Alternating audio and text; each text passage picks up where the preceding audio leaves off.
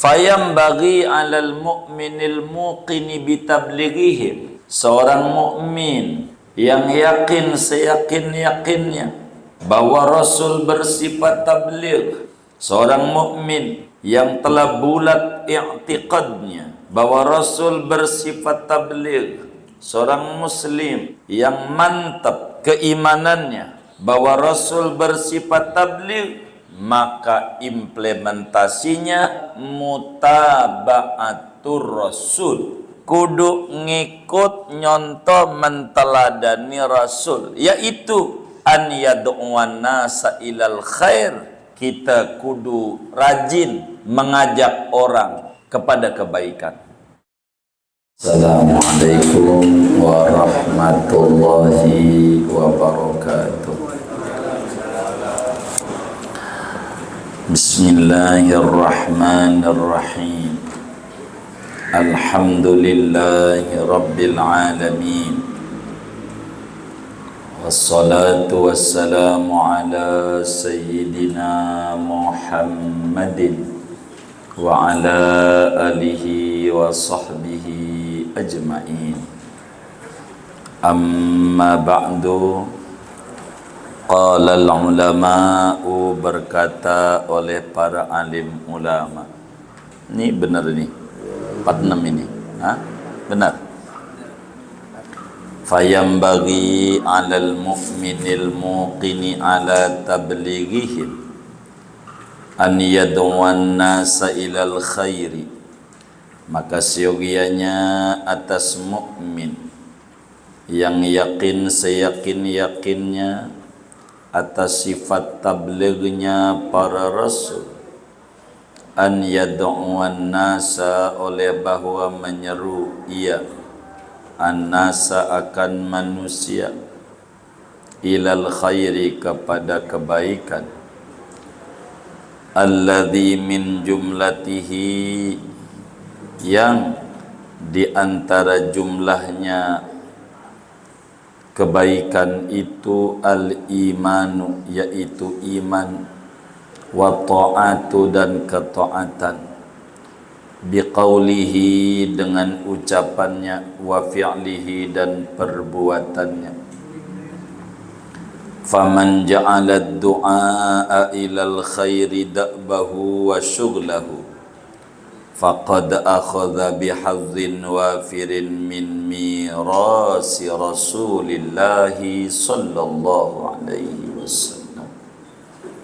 Maka barang siapa menjadikan ia akan menyeru kepada kebaikan akan kebiasaan dia dan kesibukannya, maka sungguh ia telah mengambil dengan bagian yang berlimpah ruah daripada warisannya Nabi Muhammad Rasulullah sallallahu alaihi wasallam, dan ia berjalan di atas jalan-jalannya. Wa alaikal balagh, dan tugasmu yaitu menyampaikan. Wallahu yatawallal hidayah, sedang Allah yaitu yang memberikan akan hidayahnya. Wallahu a'lam. Bapak, Ibu, saudara-saudara sekalian,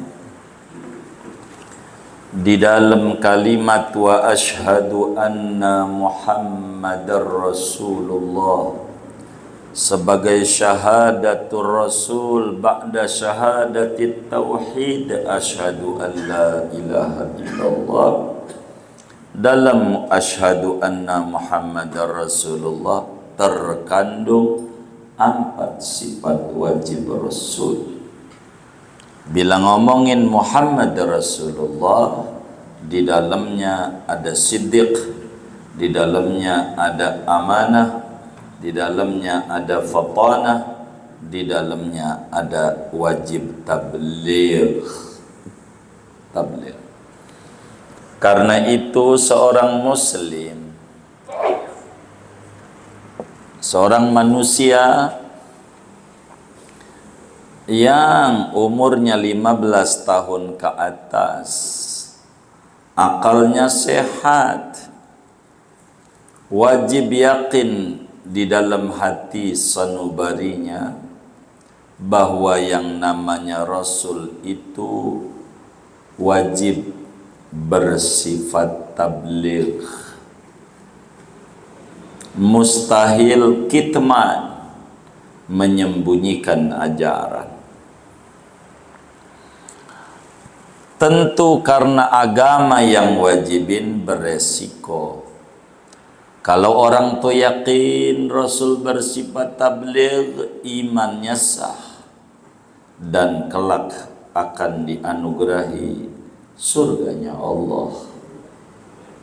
Bila dia tidak yakin Rasul bersifat tabligh, maka tentu imannya tidak sah dan tentu kelak akan dihukum sesuai keadilan Allah, dimasukkan ke dalam nerakanya, wal'iyadu billah.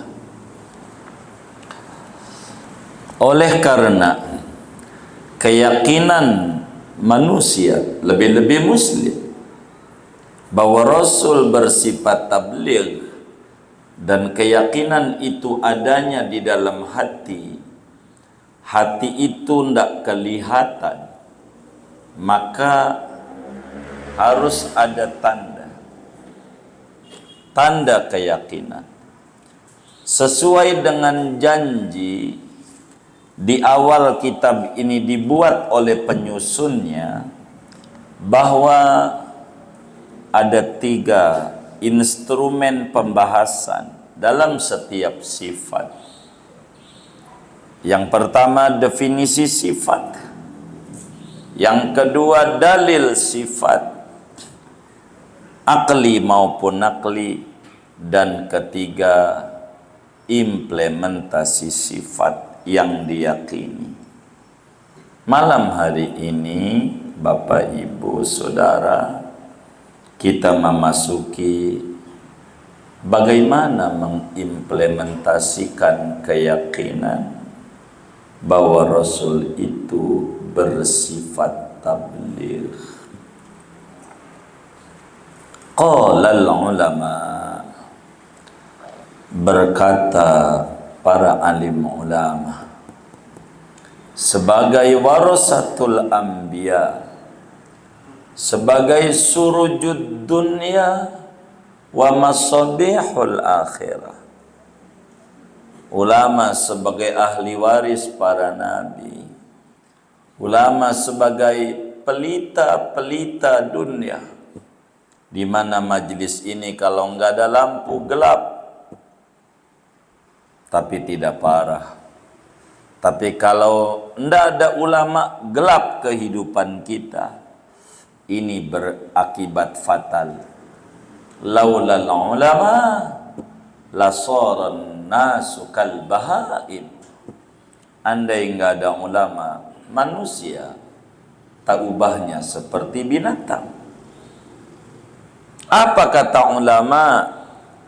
Fayambaghi 'alal mu'minil muqini bitablighihim. Seorang mukmin yang yakin seyakin-yakinnya bahwa Rasul bersifat tabligh, seorang mukmin yang telah bulat i'tiqadnya bahwa Rasul bersifat tabligh, seorang muslim yang mantap keimanannya bahwa Rasul bersifat tabligh, maka implementasinya adalah mutaba'atur Rasul. Kudu ngikut nyontoh menteladani Rasul, yaitu an yad'uwan nasa ilal khair. Kita kudu rajin mengajak orang kepada kebaikan. Kalau kita yakin Rasul bersifat tabligh, kita orang kudu ngajak orang ke jalan-jalan kebaikan. Lewat tulisannya, saudara punya WA, tulis yang bagus-bagus. Doa makan. Begitu. Bismillahirrahmanirrahim. Kasih catatan di bawah, ada nggak yang mengajak makan siang ini? Begitu. Pokoknya apa kek, yang penting dakwah, nyeru orang kepada yang baik, nyontoh Rasul. Karena ini namanya keimanan pada sifat tabligh Rasul. Dengan ucapan, dengan perbuatan, contohkan yang baik-baik. Sebab orang non-muslim nggak kenal Islam dari Quran, sulit. Muslim, non-muslim ndak mau baca Quran, ndak mau dan ndak ngerti. Mau tahu Quran dari hadis, ndak bisa. Kenapa? Orang aman Nabi Muhammad nggak percaya. Gimana mah hadisnya? Dari mana? Orang non-muslim pada masuk Islam. Yang dipuji oleh Al-Quran, idza jaa nasrullahi wal fath wa ra'aitan nasa yadkhuluna fi dinillahi afwaja fasabbih bihamdi rabbika wastaghfir innahu kana tawwaba. Wa ra'aitan nasa, kau Rasulullah lihat orang-orang pada masuk Islam berbondong-bondong. Dari mana orang pada tahu Islam berbondong-bondong? Dari ucapan? Bukan. Dari tulisan? Bukan. Tapi dari perilaku. Perilaku.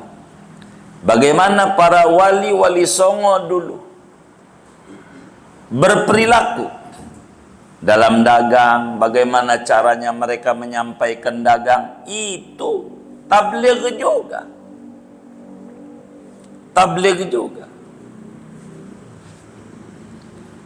Sampailah ada ulama di Irak, Imam Muhammad bin Hassan, dibilang, Yai, di kitab Ta'lim Mutalim itu ditulis, Yai, cobalah ngarang kitab tentang zuhud, tentang tasawuf, begitu. Ngarang kitab kayak begitulah. Apa jawabnya Muhammad Hasan? Kan udah gua karangin tuh kitab tentang dagang. Udah saya karangin kitab, judulnya Al-Kasbul Halal. Cara-cara bisnis dalam Islam supaya sukses. Ditulis tebal juga itu kitabnya. Kata yang nggak ngerti, oh gua minta tasawuf kok dagang. Bukan, dagang asal jalanin akhlak-akhlak Rasulullah, yaitu ilmu tasawuf. Asal dagangnya pakai akhlak, cara yang baik. Ya Allah, lihat itu sel tuh, senyum, sapa, apalagi ya? Itu ada tulisannya kayak gitu tuh. Salam, senyum, sapa. Sampai ditanya, kacanya mau dibersihin enggak? Itu akhlak namanya. Biar orang tertarik. Bukan saya mempromosikan itu, bukan. Bukan ini sama Pertamina kagak gitu. Enggak. Itu berbicara cara, adab. Begitu. Bagaimana cara yang bagus menawarkan. Saya temukan, Bek. Kenapa Saudara Rahmat? Pelayanan. Itu namanya ilmu akhlak. Saya temukan itu daerah Jakarta Selatan ada bengkel motor Honda. Kalau ke bengkel dia dikasih voucher suruh makan mie di depannya tuh. Mie ayam orang Jawa. Nih. Kasih itu. Apa enggak rezekinya banyak dia sedekah sama dia, tapi kan dia udah dihitung sebetulnya dari CSR-nya, dari keuntungannya, kan gak mungkin orang bisnis pengen rugi, ya kan? Tapi begitulah akhlak. Maksudnya Imam Muhammad bin Hasan, asal Anda dagang benar, kayak wali-wali songo itu bagaimana mereka dagang, tapi Islam masuk dari bisnis. Itu kayak begitu. Nah, kalau kita percaya Rasul bersifat tabligh, kita kudu berupaya untuk menjadi dai. Kita nggak disuruh jadi kiai, kita disuruh jadi ustad, tidak begitu. Tapi kita disuruh jadi dai, Dai menyeru kebaikan, disuruh. Bagaimana Al-Quran menuliskan ud'u, maf'ulnya dibuang, manil mad'u, padahal da'ayat itu ada maf'ulnya. Kenapa ini nggak ditulis? Ajaklah olehmu. Siapa? Dari mulai presiden sampai rakyat biasa, siapa aja, bukan muslim doang, non muslim. Tapi ada 3 itu di dalam dakwah. Ada bil hikmah, ada mau'idhah hasanah, ada mujadalah bil ahsan. Itu diatur. Tapi kita kudu menyeru kepada kebaikan apa aja. Ajak orang kepada yang baik.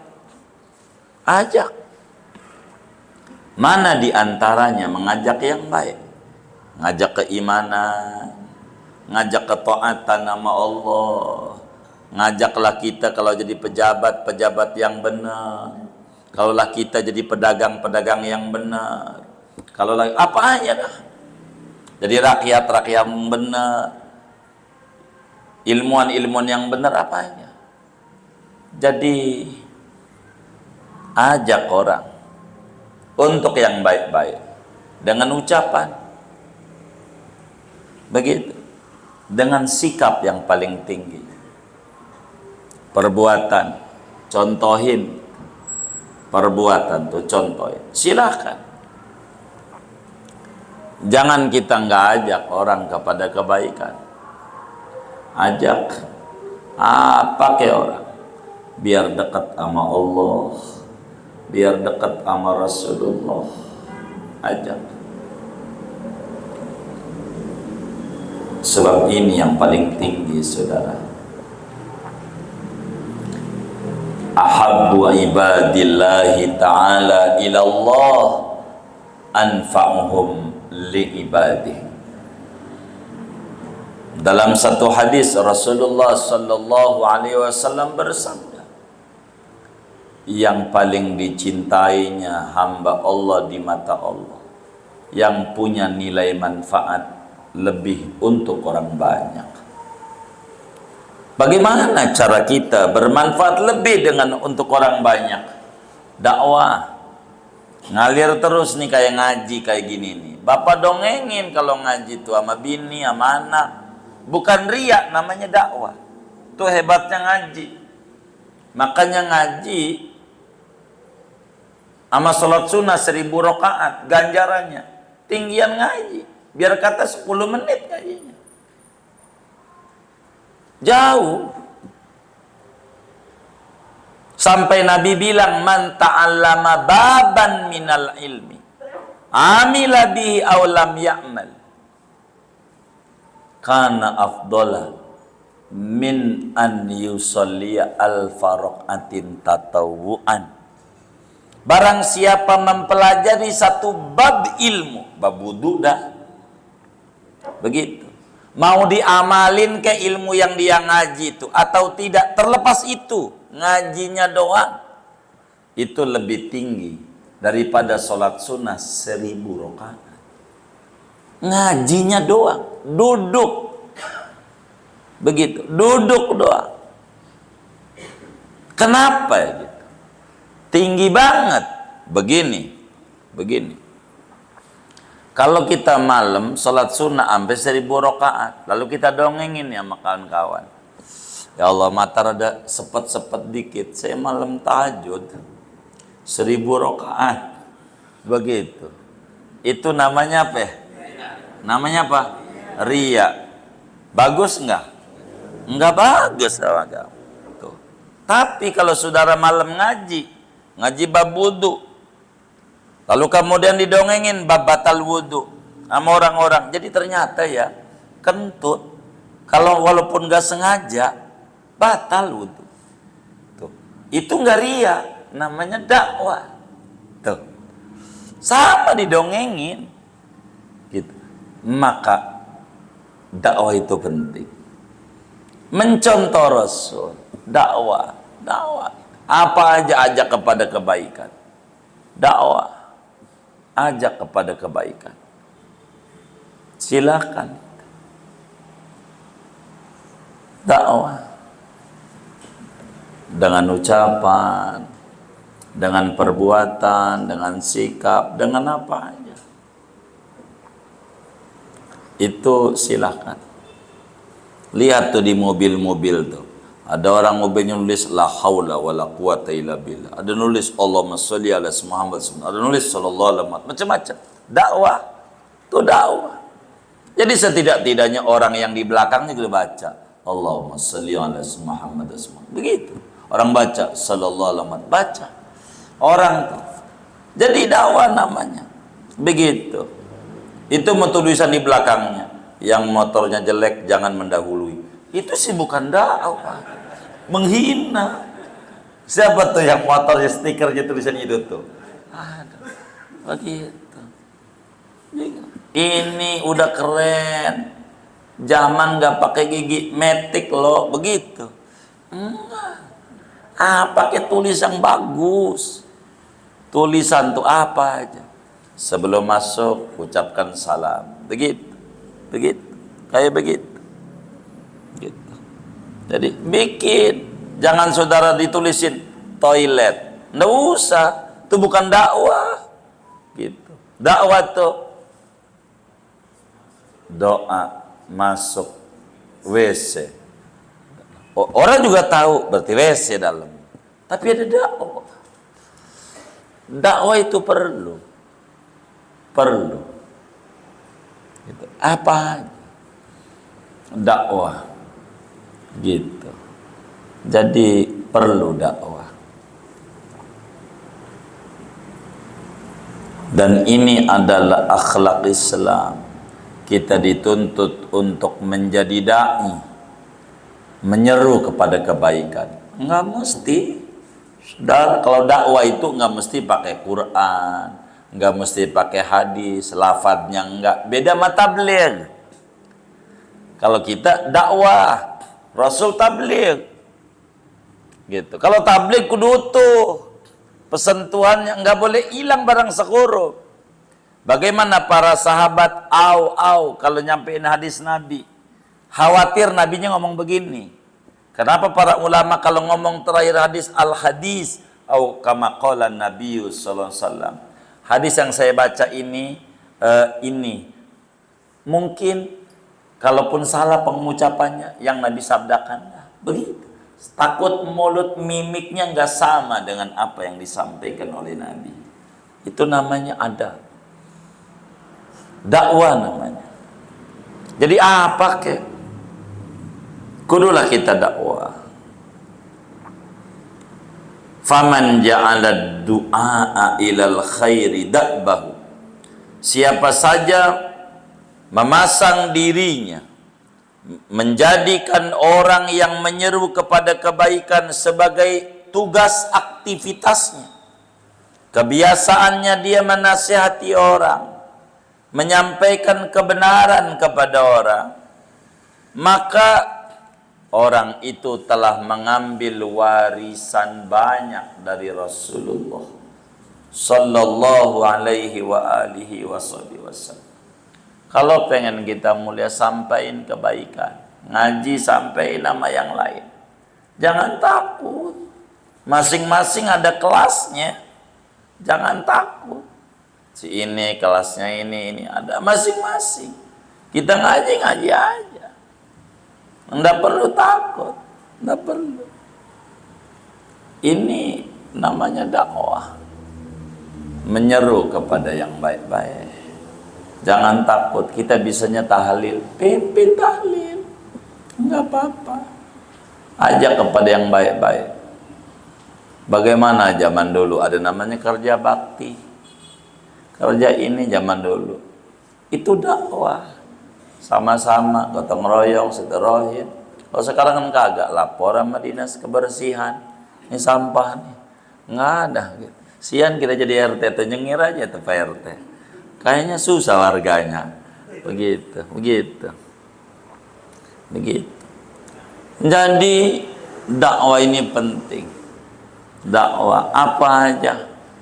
Ada yang namanya Jumat berkah tuh dakwah, ngajak orang sedekah di Jumat. Malah yang make, ya Allah, saya beberapa kali menemukan non muslim bagi-bagi makanan tuh. Jumat. Judulnya Jumat Berkah. Isinya kadang mengajak kepada agama lain. Ada berapa? Coba. Ini rada repot. Maka dakwah ini penting. Penting. Jangan kita nggak dakwah sebisa kita. Nggak, kalau gua nyampein, gua belum ngamalin, gua ngeri. Justru dosanya jadi double. Begitu. Dosa kagak nyampein, dosa kagak ngamalin. Tapi kalau udah nyampein, dosanya tinggal satu. Apaan? Belum ngamalin tapi nyampein, udah. Jangan kita kebalik-balik. Ada tugas dua kita. Nyampein juga, ngamalin juga. Tiap muslim dakwah. Sebagian saudara kita muslimah dakwah pakai kerudung. Kalau ada takziah orang mati, dakwahin orang mati. Kalau udah nggak ada takziah, kagak pakai kerudung. Ini bukan dakwah. Dakwah yang bagus-bagus. Nggak apa-apa. Dakwah. Dakwah itu nggak mesti di masjid, di tempat nongkrong, ngobrol-ngobrol, cuap-cuap, selipin. Dakwah. Nggak apa-apa. Begitu. Itu namanya dakwah. Jalan-jalan, dibelokin, ziarah ke orang soleh, dakwah. Jalan-jalan padahal dakwah sebetulnya. Apa ya? Jadi begitu. Jadi dakwah ini penting gitu. Jangan nggak dakwah. Yang bisa alif ngajarin alif. Yang bisa ba ngajarin alif dan ba. Yang bisa ta ngajarin alif ba ta. Begitu. Jangan enggak. Sayang. Rasul itu manfaat. Biar kita manfaat, ajarin dakwah. Dakwah. Siapa orang yang dakwah menjadi tugasnya dia, maka dia telah mengambil bagian warisan Rasulullah yang berlimpah ruah, dan dia berjalan di jalan-jalan Nabi. Dakwah. Quran bilang ud'u ila sabili rabbik. Kita dakwah. Gitu. Wal takum minkum ummatun yad'una ilal khair. Dakwah. Hendaklah ada di antara kalian segolongan orang yad'una ilal khair. Dakwah kepada kebaikan, menyeru. Dakwah. Maka muadzin, kenapa ganjarannya gede adzan sebanyak orang sholat? Karena seruan dia siapa yang nyampe. Sebanyak itulah ganjaran orang yang adzan. Begitu. Asal ikhlas, adzan. Mau suaranya merdu kayak gagak kayak adzan. Ganjarannya sebanyak orang yang sholat daripada suara dia. Berapa orang tuh yang sholat mendengar suara itu, alhamdulillah ketemu dohor, dia sholat lah ibu-ibu di rumah, dapat ganjaran. Yang ada gede-gede yang bilangin kayak begitu, bilangin gitu. Silakan dakwah, banyaklah media sekarang, ada medsos. Kenapa kita medsos isinya orang suka nyebut buzzer? Karena kitanya nggak mau dakwah, demennya baca doang, nggak demen nulis. Baca ujungnya kesinggung aja. Ini kurang ngajar status WA-nya, ngata-ngatain gue. Lah, ngata-ngatain lu kagak, nyuruh lu ngintip juga kagak. Ngapa lu ngintip? Salah lu. Begitu kan kagak dia nyuruh, kecuali ngintip kan kagak. Dakwah tuh begitu. Tulis saja apa yang bagus. Begitu, apa yang bagus. Jangan kerjaannya ngintipin status orang, mulu ngintip. Bikin juga status yang baik-baik. Doa masuk jabat, doa mau makan. Apa yang bagus-bagus? Dakwah, ganjarannya besar. Namanya zaman sekarang nih ganjaran tuh gampang banget. Saudara nulis apa kek? Mari, ini hari Jumat. Ayo baca solawat. Ada yang baca solawat 5 orang, kita dapat ganjaran. Namanya sodako jariyah. Nih dakwah nih. Dia ngajak lagi di share, didorong sama temennya. Ini namanya jariyah. Begitu sebaliknya, berita hoak yang kagak di share lagi, namanya dosa jariyah. Begitu. Jangan-jangan dosa jariyah lebih banyak dari amal jariyah. Begitu. Jangan. Kita harus nge-share yang baik-baik. Punya Facebook, punya Instagram, punya WA, punya ini. Dakwah. Jangan takut. Share yang bagus-bagus. Jangan bikin meme yang kagak. Begitu. Gile, pale lupeang, nulisnya itu begitu. Yang bagus apa kayak kata-katanya? Kalau bikin meme itu yang bagus, dakwah namanya. Apa aja dakwah sebisa kita. Begitu. Zaman sekarang banyaklah media-medianya dakwah. Gara-gara kita nggak ada yang kayak begini, ujungnya mereka yang mengisi penuh dah. Gitu. Mana dakwah kita di TV-nya tengah 4, mana di Karang tengah 4 lagi nonton TV, kan enggak gitu ya kan, gitu. Jadi yang tepat-tepat lah dakwah kita sebisa kita gitu. Apakah yang kita bisa kerjakan gitu saudara, yang kita bisa dakwah yang baik-baik. Sebab berapa banyak keburukan dikata baik gara-gara frame dakwah. Begitu. Berapa banyak kebaikan-kebaikan dikata jelek gara-gara frame dakwah. Maka dakwah ini penting. Jangan kita nggak dakwah. Dalam rangka apa? Mengimani sifat tabligh yang ada pada Rasul. Dakwah dari yang kecil-kecil di keluarga.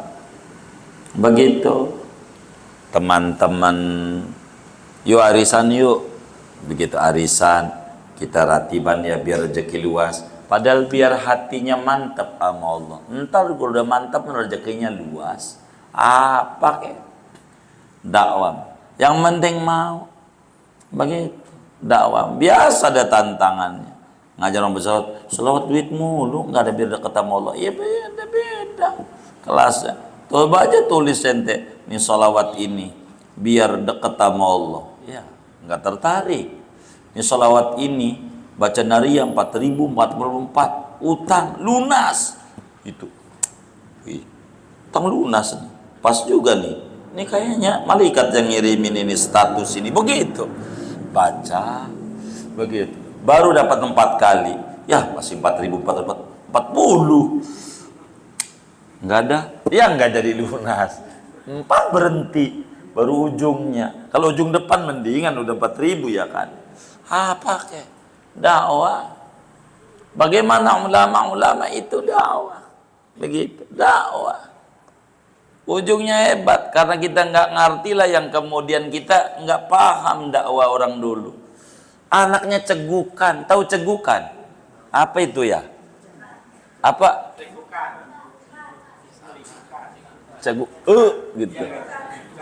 Celingukan, cikukan, iya, iya gitu, sendawa, bukan, celikukan, iya orang Karang Tengah begini nyebutnya, gitu, iya cegukan, iya baik deh, pokoknya gitu aja dah. Saya kalau ngomong bahasa tergantung daerah situ dah, saya kurang paham. Bagaimana orang dulu dakwah? Itu zaman dulu nih, pakai ujung tikar yang butut. Ini tikar, ujungnya Bismillahirrahmanirrahim. Tempel jidat. Berhenti. Dicontoh oleh anak cucunya. Kata dia, hebat juga ini. ujung tikar ini hebat, bisa ngilangin cekukan, bisa. Padahal bukan itu. Bismillahirrahmanirrahim. Dia dakwah bismillahnya ini yang diajarin dan udah amalin lama baca bismillah sama dia, diturunin sehingga sekali aja sembuh. Karena dia lama, udah eksperimen, udah mujarrad, udah diuji coba. Dakwah. Kadang melucu dakwah gitu. Apa kayak ngajarin masak, ajarin masak. Apalagi ini kasih salam, dibuka tutupnya, assalamualaikum gitu, dikasih salam, daun salam, bukan dikasih salam assalamualaikum. Dakwah pakai dah, yang penting kita dakwah. Nih ngaji didongengin, hasil ngaji begini, hasil ngaji begini, namanya dakwah. Dakwah ini penting dakwah. Jadi niatnya dakwah.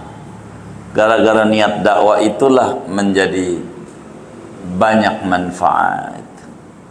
Gara-gara dakwah ini bisa punya PCX putih lagi. Gara-gara dakwah ini. Begitu. Dakwah faedah namanya. Faedah dari dakwah. Dakwah. Jadi jangan kita nggak dakwah, sebisa kita ajak. Ini pengajian, saudara nge-share tuh, malam ini ngaji di Masjid Nurul Yakin, Karang Tengah ya, Karang Tengah, Banda Maghrib. Ada yang baca, datang, nanya alamatnya, datang, kita dapat ganjaran sebanyak orang yang ikut. Itu dakwah begitu. Ganjarannya tergantung ada berapa orang yang ikut dari status kita. Sebanyak itulah keuntungan dakwah. Dakwah. Begitu, dakwah. Ada yang protes, lu mau nulis status doang, ngaji ora, nulis doang. Kita berhenti, ganti. Malam ini nonton sinetron, nulis yang kayak begitu. Salah lagi. Itu karena ngikut komentar orang. Kalau sudah dakwah, dakwah aja.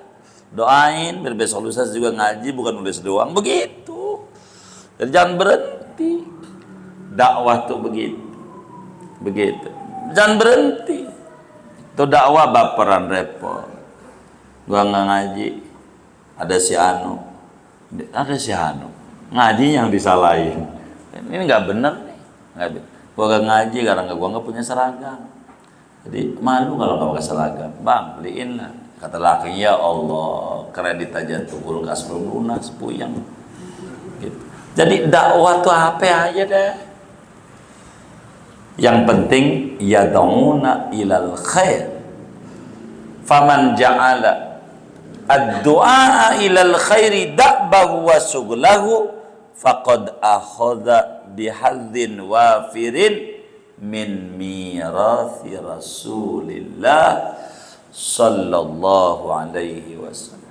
Sahabat bertanya kepada Rasulullah SAW, ya Rasul, ajaranmu ini banyak juga yang saya belum amalin, perlu didakwain nggak, disampaikan nggak? Kata Nabi, muru wa illam tafalu, udah suruh aja orang berbuat baik meskipun anda belum kerjakan, karena itu bagian daripada dakwah. Ajarin, sampein begitu. Jangan kita kata yang boleh dakwah adalah yang gak ada dosa. Nabi doang, tabligh itu mah. Yang kalau gak ada dosa, gak ada manusia gak ada dosa. Manusia mah ada dosanya. Kullu bani Adam khata'un. Manusia mah punya salah. Begitu, punya salah, gak ada yang gak punya salah. Nggak ada yang nggak ada kekurangan. Ada ya manusia mah kurangannya. Banyak manusia. Begitu. Gitu. Kata orang Sunda, manusia. Mana manusia? Begitu. Orang Sunda. Mana yang anda punya? Begitu. Nggak ada, maunya punya Allah. Begitu. Jadi kita harus dakwah. Begitu. Oleh karena itu saudara, penting dalam dakwah. Bagaimana kita untuk dakwah ini? maka mau tidak mau kita harus belajar, harus ngaji. Jangan nggak ngaji. Kemana aja ngaji, terserah. Guru itu boleh mati, guru boleh ganti, ngaji mesti terus. Yang penting kita ngaji, biar kita orang dapat siraman rohani. Kalau nggak ngaji nggak bisa, kudu ngaji. Jangan nggak ngaji. Nah ini pentingnya ngaji, talaqi namanya. Penting ngaji, penting. Jangan nggak ngaji. Untuk apa? Untuk dakwah, sampein kebenaran apa aja yang kita bisa. Apa aja dikit. Ini penting. Penting. Kata ama anak waktu dia mau ngambil gelas minum, tangan kiri. Jangan. Bukan tangan bagus. Tangan bagus sayang. Itu namanya dakwah. Nggak perlu pakai dalil. Dakwah ngomong begitu aja jadi. Jangan ante protes, nanti ajarannya runtuh. Dari mana? Kudu tangan ke tangan bagus. Hadisnya mana? Ya besok-besok agak bisa dakwah dia. Dia berhenti, tambah acak-acakan. Ini nama setan berwujud manusia. Pokoknya yang bagus-bagus, setuju aja. Siapa? Yang penting bagus-bagus. Jangan mikirin teknis, yang penting prinsip dakwah. Dakwah. Dan ini ada caranya. Dakwah ini ada caranya. Ngomongnya kudu lembut. Bagaimana Musa alaihi salam, Harun alaihi salam, Nabi Musa, Nabi Harun. Dibilangin sama Allah, ini bapak asuhnya dulu ngikut tuh Nabi Musa sama Fir'aun. Faqula lahu qawlan layyinan la'allahu yatadakkaru aw yakhsha. Ngomongnya yang lembut ya. Yang lembut tuh bukan ibu-ibu. Itu bukan lembut namanya. Bisik. Lembut tuh omongannya yang santun. Begitu, bukan halus. Begitu diatur. Totok kromo. Ada bahasa-bahasa yang sangat-sangat bagus. Ini namanya dakwah. Jadi bahasa-bahasa yang menarik, yang mudah dicerna oleh orang, yang orang tuh gampang paham, namanya dakwah. Yang orang gampang ngerti apa aja, begitu. No, lihat no, kayak tuyul tuh, cakep tuh tuyul. Gitu. Cakep di mana? Lah kecil-kecil enggak ngerepotin orang tua, mandiri. Begitu. Jadi saya suruh nyolong, bukan suruh mandiri, bukan suruh nyolong. Namanya sisi positif. Namanya dakwah. Namanya begitu. Dakwah. No, contoh no jadi perempuan mau sundel bolong. Apaan? Ya Allah rapi banget.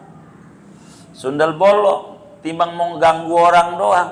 Pakaiannya nggak ada yang pahanya kemana-mana. Sundel bolong. Beneran. Tutup rapet. Kayak begitu. Sundel bolong aja ngerti dakwah. Begitu. Lihat itu film-film Cina, film Jepang. Jujur saya paling demen film Asia, Cina, Jepang. Sampai sekarang, sampai kadang ada itu TV itu Benteng Takeshi. Begitu. Itu yang canda-canda itu sadali. Apa? Ya Allah tuh yang jadi bosnya tuh. Pakaiannya rapi. Walaupun di kesehariannya masyarakatnya ancur-ancuran. Kesehariannya, pakaiannya selagu-lagunya. Tapi kalau yang ditampilin ke dunia luar, rapi-rapi. Berbeda dengan perfilman kita Indonesia. Yang kayak begini nih kagak disorot. Kayak saudara-saudara kayak gini nih. Kagak. Yang disorot, jadi rusak kita. Begitu. Baratnya timur, itulah kita. Begitu. Kenapa yang ditampil itu orang luar negeri itu nggak ngerti sama orang kita yang kayak gini, nggak ngerti. Gitu. Gitu. Tanya nih orang-orang Jawa nih, beneran. Saya bertemu di Jakarta ini kawan-kawan kita yang dari Jawa tuh, kalau kemarin, ini pulang, so tau lu, begitu kata. Dikata so tau, dipikir di Jakarta gak ada pengajian barangkali begitu. Dia ikut ngaji, dia rapi, cara ibadahnya rapi, ngerapiin di kampung. Lu gawe doang di Jakarta, lu sok lu begitu. Dia dikata nggak ada, karena yang kayak gini ini nggak disorot, begitu loh. Yang disorot berita kriminal, berita ini, begitu. Itu namanya frame namanya. Maka ini dakwah itu penting. Ketika orang tahu di dalamnya, dia kagum, ya Allah. Kalau mau ngaji ini di Jakarta, kalau mau ngaji, kalau mau jujur, dari pagi sampai ketemu pagi ada majelisnya. Begitu. Ada kiai ngajar jam 12 malam, ada. Jam 12 baru mulai. Dulu ada tuh di pasar Minggu tuh. Guru Gopar masih. Tuh, jam berapa mulainya? Tuh, tanggal 12 tuh Guru Gopar tuh. Di Gondrong kan? Dulu ada tuh pasar Minggu tuh, Kiai Hamid. Gitu. Ya, Hamid tuh. Ngajar jam 12, ngajar Ikhya jam 12 malam. Ada. Kalau mau itu. Kalau di dalamnya itu ada, tinggal kita aja. Kalau mau ngaji, kalau mau nyolong, ya ada juga. Kita dakwah yang bagus-bagus, jangan didongengin kayak begitu. Namanya juga dakwah. Ini dakwah, ini banyak. Maka kita harus menjadi pribadi dai dalam rangka apa?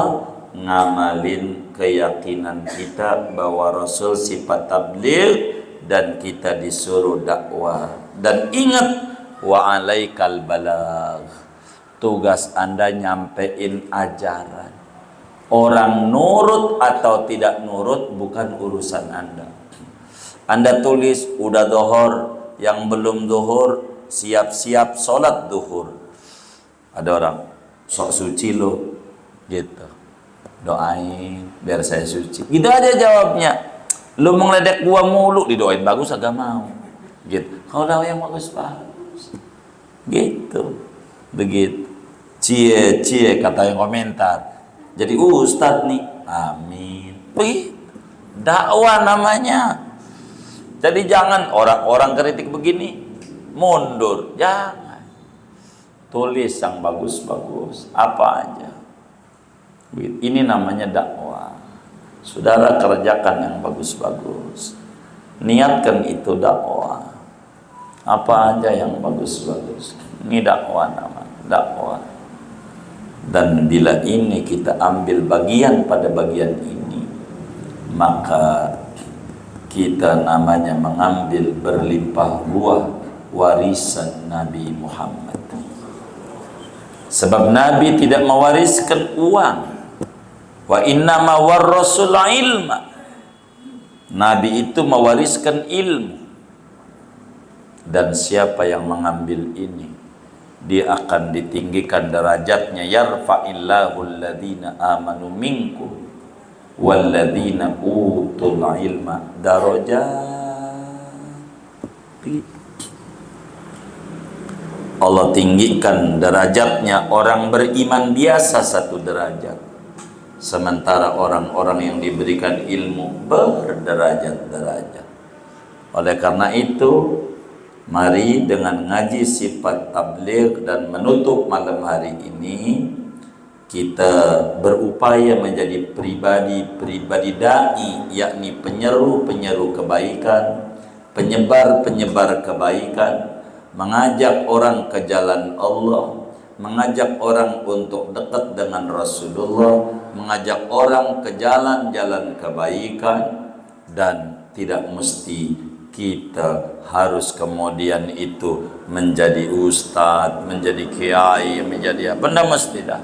Sampaikan aja kebaikan-kebaikan itu sebisa kita, karena penting dalam rangka shadaqatun jariyatun. Dan ini amalan yang ganjarannya nggak ada habisnya. Kalau saudara nyampein kebaikan, diikuti orang, orang ngikuti lagi, namanya multi level pahala kebaikan. Ini yang luar biasa. Karena itu kita harus menjadi pribadi dai, jangan takut dalam dakwah, mengajak orang kepada kebaikan sebisa kita. Ada yang suka, ada yang tidak, adalah hal biasa di dalam hidup. Tidak mungkin orang suka semuanya dan tidak mungkin orang benci semuanya, dan ini biasa di dalam hidup. Kurang lebih demikian. Sallallahu alaihi wasallam ala khairil Muhammadin wa ala alihi wasallam walhamdulillahi rabbil alamin. Ada yang ditanya mungkin dari materi ini atau di luarnya, sebelum doa dipersilakan. Allah.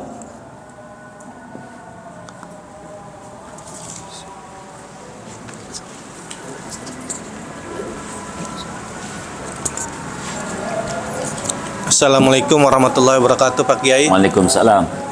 Jadi ada titipan pertanyaan dari teman perihal 100 hari dan masalah ekonomi.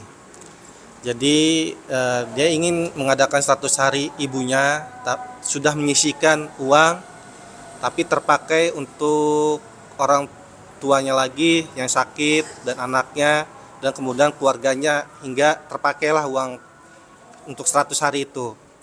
Nah, tadi dia cerita dengan saya, apakah bisa tidak mengadakan 100 hari, tapi saya sedekahkan uangnya ke masjid, dan kemudian hanya keluarga saja yang membaca Yasin, seperti itu. Kemudian dia menanyakan perihal 7 hari, 40 hari, dan 100 hari, seperti itu. Waalaikumsalam warahmatullahi wabarakatuh. Kalaulah kemudian kita nggak ada uang, kita harus mengurut dulu tentang agama.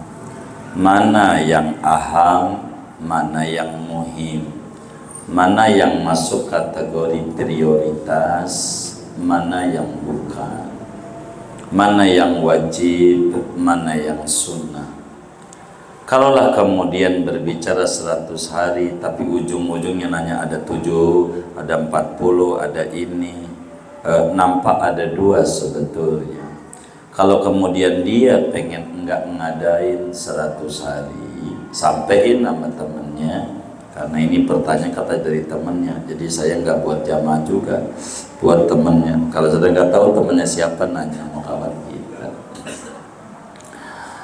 Sampaikan kepadanya, ya dengan keluarga saja udah cukup, boleh begitu. Enggak manggil tetangga enggak apa-apa, begitu. Tetangga juga enggak minta juga, cuma karena menghormati, diundang maka dia datang sebagai tetangga. Dan insya Allah tidak ada tetangga yang merasa diberati, atau ketika ada yang ngadain juga insya Allah enggak ada yang merasa diberati. Artinya kalau dia nggak mau membuat 100 hari, ya nggak apa-apa, nggak dosa, enggak. Apalagi kemudian pada akhirnya dia bikin juga. Kalimat enggak bikin, ujungnya bikin cuman sekeluarga aja, keluarga aja, begitu. Boleh aja, bagus. Ada nanya lagi, saya nggak mau bikin tapi sedekah aja, dibagi apa masjid, boleh juga, begitu. Enggak ngebagi, enggak juga, enggak apa-apa juga. Kalau ditanya enggak apa-apa. Tapi jangan sampai ada orang kukunya panjang, lalu kemudian yang dipotong tangannya.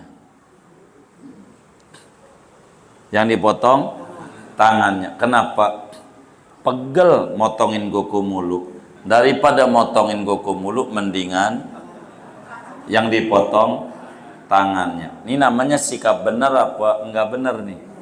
Jadi yang benarnya gimana? Iya. Jadi kalau kemudian merasa kita memberati ini acara, ya jangan undang orang, sekeluarga aja, anak cucu. Ya kan yang dapat warisan juga kita juga, ya kan. Tetangga kan kagak. Kudunya kita yang buat. Begitu. Tapi jangan kemudian dibantah sebuah ajarannya nanya 7 hari. 15 ini gimana ini? Intinya berbuat baik kapan saja bagus. Silahkan. Enggak apa-apa, enggak apa-apa.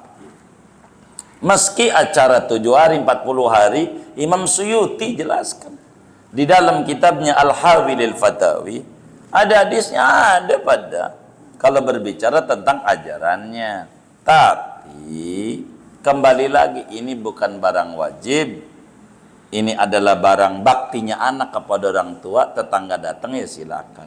Jangan sampai kemudian kita merasa diberati dengan begitu. Jadi nggak apa-apa kalau dia nggak membuat, tapi kemudian duitnya dikasih masjid aja, sama aja. Itu dibagi juga sama orang, itu jauh lebih manfaat juga, sama aja. Boleh juga apa yang dia keluhkan itu nggak apa-apa, boleh saja yang dia keluhkan, tapi jangan kemudian nanya ujungnya dari 100 hari, kemudian ujungnya nanya 7 hari, 40. Sebetulnya yang ditanya nih, kedudukan ajarannya kah, atau keluhan kasus yang menimpanya. Ini yang kemudian saya kurang paham dari apa yang ditanya ini. Emang rada repot kalau kemudian nitip pertanyaan, seperti ada orang nitip obat ke dokter. Dok, kata teman saya, dia rada puyeng-puyeng dikit. Akhirnya dokter udah kasih Paramek aja. Orang puyeng gak punya duit.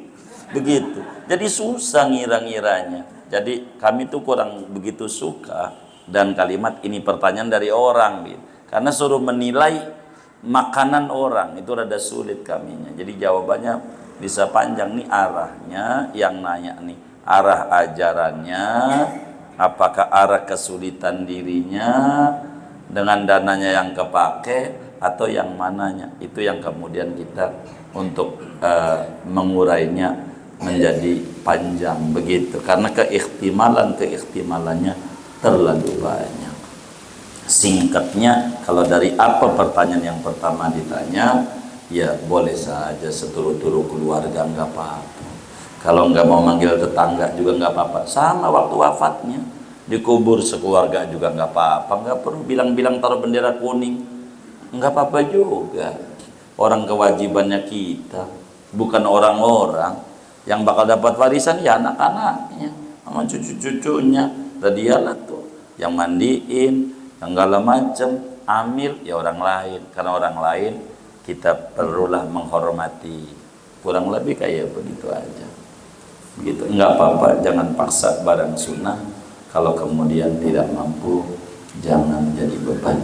Agama ini amat sangat mudah, tapi bukan untuk dimudah-mudahkan, dan amat sangat murah, tapi bukan murah. Kurang lebih demikian yang saya mampu jawab. Mohon maaf. Baik.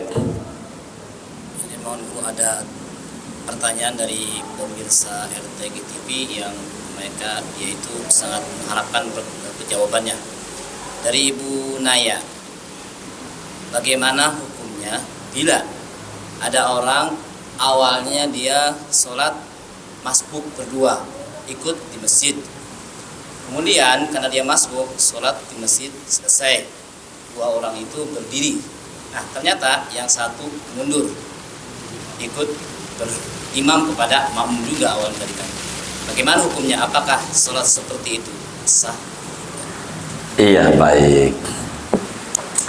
Jadi bagaimana kalau kemudian si kita sama teman kita masbuk, begitu, sama teman kita masbuk sama imam, ketinggalanlah dohor 2 rakaat. Lalu karena ketinggalan teman kita juga diri, ya kita juga diri, kurang 2 masalahnya.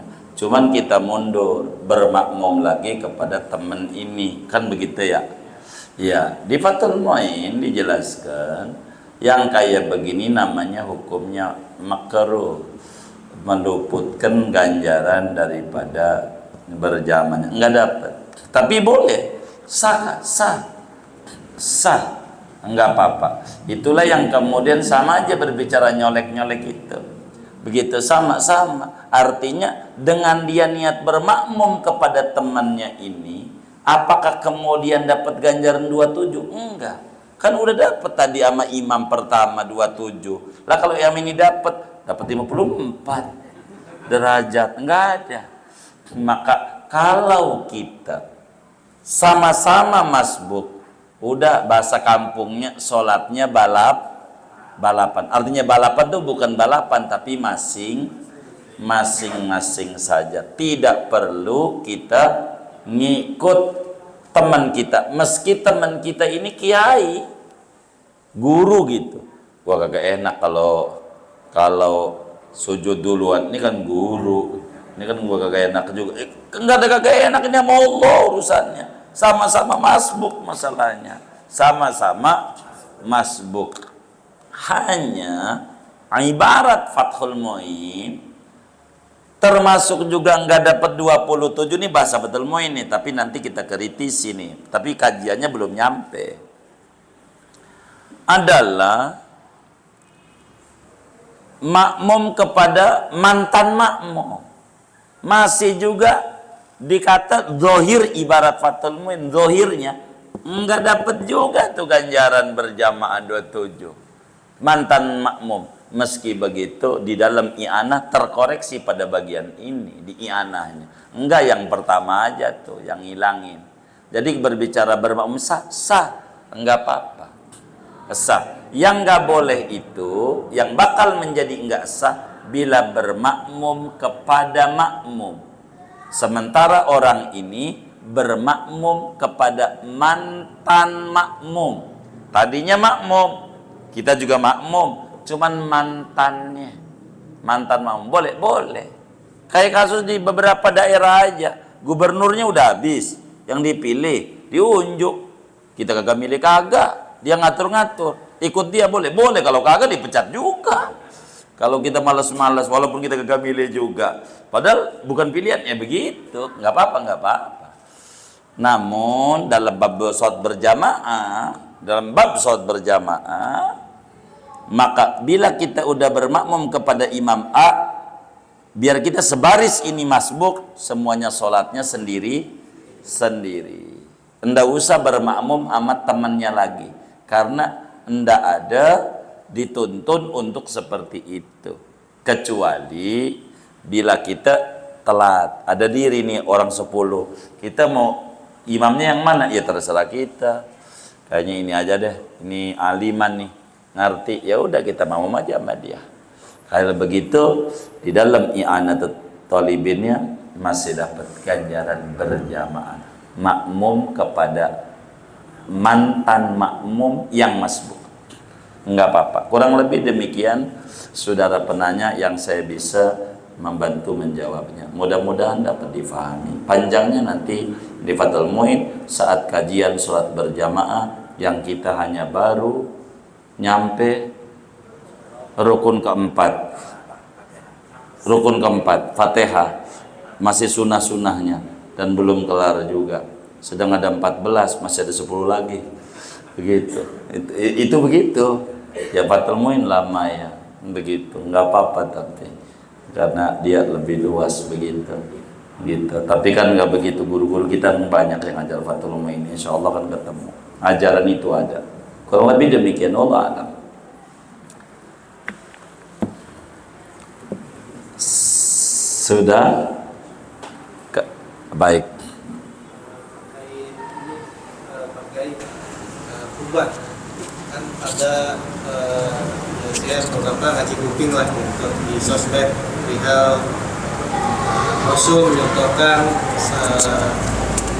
kurban satu untuk sekeluarga dan umatnya seperti itu. Mulai ada beberapa ulama lagi yang menyatakan ya Ibrahim pun satu untuk sekeluarganya seperti itu. Dan yang saya ingin tanyakan apakah harus patungan dengan sapi 7 orang ataukah dengan satu kambing bisa untuk satu keluarga atau harus satu-satu seperti itu Pak Kiai? Iya baik. Bagaimana kalau kemudian itu satu kambing untuk sekeluarga? Kebetulan dia istri 1, cuman anak 11. Jadi untuk orang 13. Begitu, 1 ekor kambing untuk orang 13. Bagaimana ini? Motor udah diatur. Penumpangnya motor, ini motornya 1. Bagaimana ini anak-anaknya ini? Dikasih motor lagi. Kasih motor lagi. Enggak bisa motor 1 untuk orang 13. Enggak bisa. Kalau pengen muat, nah, iya kasih lagi. Kasih apa? Motor lagi. Tuh motor. Lah kambing atu untuk orang 13. Naikin aja sekarang. Orang 13. Hah? Jadi bagaimana? Begini, jadi harus dilihat. Jadi bagaimana? Kanjeng Rasul bilang 1 ekor untuk umatnya, untuk dirinya dan umatnya. Jadi harus dilihat. Inilah cara-cara ngurban ini harus kita rapi. Ada namanya ishtirakul udhiyah, ada ishtiraku ajril udhiyah. Ada mempersekutukan ganjaran, ada mempersekutukan kurban. Ini harus dibedakan. Begitu di dalam kitab-kitab fikih dijelaskan. Singkatnya, Rasul di situ yang kambing 1 ekor atau sapi 1 ekor untuk dirinya dan umatnya. Begitu. Ini kapasitasnya sebagai apa? Kita harus paham. Begitu. Artinya kapasitas sebagai apanya? Bila kemudian uang itu dari kas negara nih. Contoh Ustadz Ali nih wali kota, ya kan? Begitu. Wali kota kan bisa aja Ustadz Ali. Begitu. Wali kota. Begitu. Tapi mau ngurban, biar gampang, kambing deh 1 ekor. Gitu. Maklum wali kota kecil ya kan. Jadi kan kambingnya 1 ekor.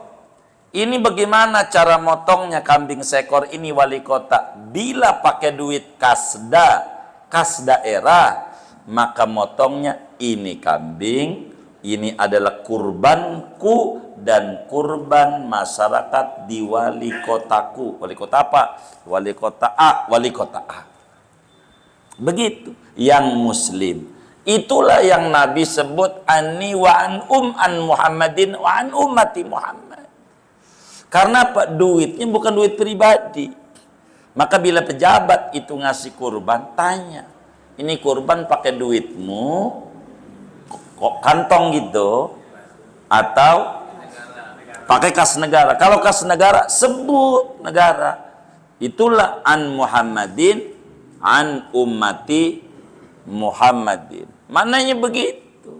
Jadi ini untukku sebagai wali kota A dan untuk masyarakat muslim di wilayahku. Boleh, ya itu kalau mau nyontoh Nabi. Tapi bukan untuk kita masing-masing. Kita anaknya 13, kambing atu buat 13. Begitu. Copot. Apa? Mencret. Begitu. Ini enggak begitu-begitu juga. Kita harus bisa ditafsir itu. Harus ditafsir. Diatur. Sapi maksimal untuk orang 7. Maksimal. Wis kita ikut aja tuh sama ulama. Udah ditulis. Makanya kalau di YouTube ini rada repot sebetulnya. Harus ngaji. Apa juga harus duduk. Kalau duduk itu bakal rapi, tertib, enak. Karena adalah sebuah tulisan yang bisa kena potongan, yang kemudian tidak utuh. Begitulah hadis, saudara. Dilihat, ini untuk apa? Untuk apa? Agar supaya kita nggak menjadi ribut adanya. 1 kambing, ya silakan saja 1 kambing buat orang sekampung aja. Niatin aja gitu, nanggung kalau keluarga mah anak 2, 4 doang, sekampung aja kan lumayan semuanya kalau mau dia begitu, dia aja kayak begitu, jangan nyuruh orang suruh begitu, dia aja kagak juga gitu. Maka kambing untuk 1 orang, dan itu pun juga bukan kambing doang, ada aturannya, umur berapa diatur. Begitu. Biar kata agama bilang kambing untuk seekor, jangan sampai kambing anak. Kan kambing untuk seekor. Ya nggak begitu juga, ada aturan umurnya. Sapi untuk 7, itu juga ada aturan umurnya. Semuanya intinya kudu ada dasar ilmu. Singkatnya, khususnya kepada saudara kita yang bertanya ini, kalau kita mau ibadah, belajar tentang ilmu ibadah yang kita kerjakan, umpamanya kurban, belajarlah kepada kiai yang ada di kampungnya, begitu di daerahnya, biar enggak jauh. Sebagai kita, wa kullu man bi ghairi ilmin ya'malu a'maluhu mardudatun la tuqbalu. Siapa orang yang beribadah tanpa ada ilmu, adalah ibadahnya tidak diterima. Begitu. Jadi kita harus ada ibadah, ada ilmu. Tanpa ilmu nggak bisa. Emang kadang rada repot ya di zaman, kadang kayak begitu. Kalau istirak fil ajri, itu ada pendapat ulama, dikasih 1 ekor kambing ngorbannya, tapi pahalanya bukan kurbannya, pahalanya, manfaatnya untuk sekeluarga. Nggak apa-apa. Nggak ngomong begitu juga manfaat untuk sekeluarga, manfaatnya begitu, kayak begitu, nggak diomong begitu. Tapi sarapan kami, ikuti aja dah tuntunan yang telah diatur. Jadi repot kalau mau latihan motong ayam saja, ngorban ayam sebagai latihan, karena duitnya belum cukup. Duitnya kurban murah lah, nggak mahal. Begitu. Rokok aja, rokok apa ya, Samsu dah, sebungkus berapa itu? Mana yang rokok nih? 20. Sebulan 600.